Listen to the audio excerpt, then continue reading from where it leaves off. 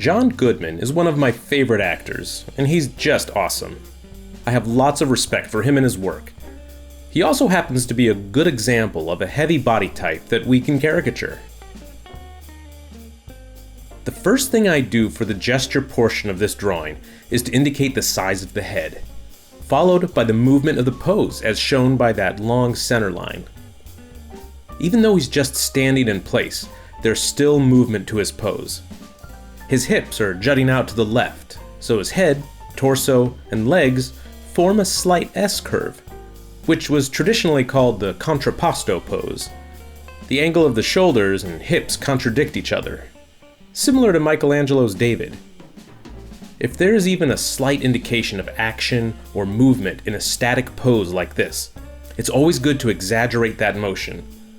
It will help make your figures look more dynamic. To exaggerate his body type, I elongate the torso, as well as widen the body at the hips. The effect of corpulence is heightened also by a smaller head.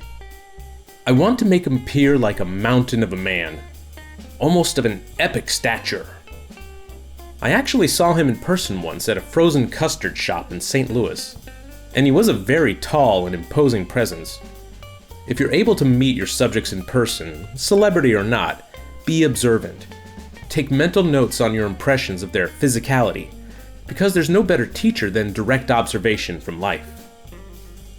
Now that I'm well into the rough sketch portion of this drawing, I'm figuring out some details like the folds in the clothing. The t-shirt is stretched tightly across his torso, while the pants are large and overly baggy. That combination further helps give the impression that he's a mountain of a man, wide at the bottom and small at the peak. Shading the belly is sort of like shading a sphere.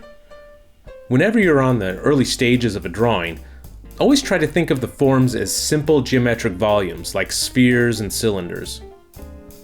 The clothing gets draped or stretched over those forms, with folds and wrinkles converging at points of tension, like a shoulder, elbow, or hip. Studying drapery and folds is a whole subject unto itself.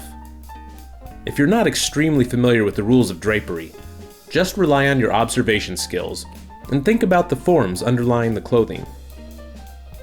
As with my other body sketches in this lesson, I don't spend too much time working on the likeness in the face. My main goal here is to get a likeness in the body.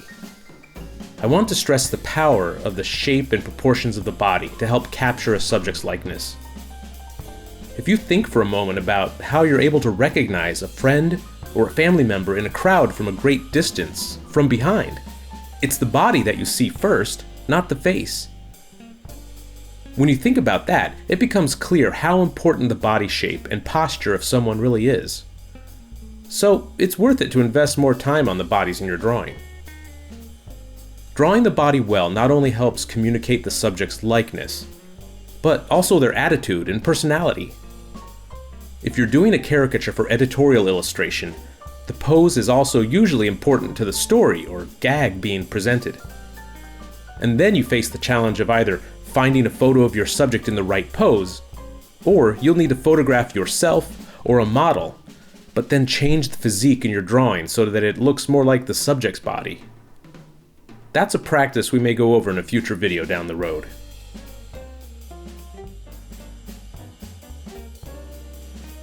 In the premium section, I show how to caricature children, voluptuous women, doughy middle-aged men, elderly people, Prokopenko people.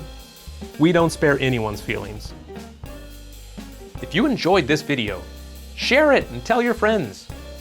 And if you want to get updates on new videos, go to Proko.com and subscribe to the newsletter.